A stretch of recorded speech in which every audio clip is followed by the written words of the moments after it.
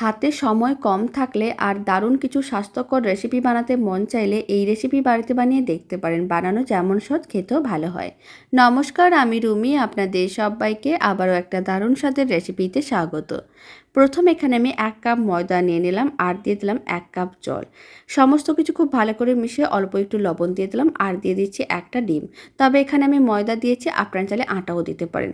খুব ভালো করে মিশিয়ে নেওয়ার পরে গ্রেট করা গাজর আর দিয়ে দিলাম কুচনো ক্যাপসিকাম, কুচনো পেঁয়াজ আর অল্প একটু দিয়ে দিলাম চিলি ফ্লেক্স। অল্প একটু গরম মশলার গুঁড়ো দিয়ে খুব ভালো করে মিশিয়ে নিতে হবে।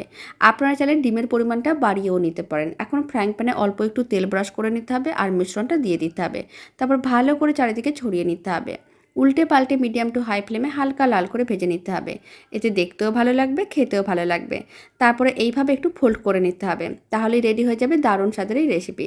অল্প একটু টমেটো কেচাপ দিয়ে সার্ভ করে দেখতে পারেন, খেতে বেশ ভালো হয়।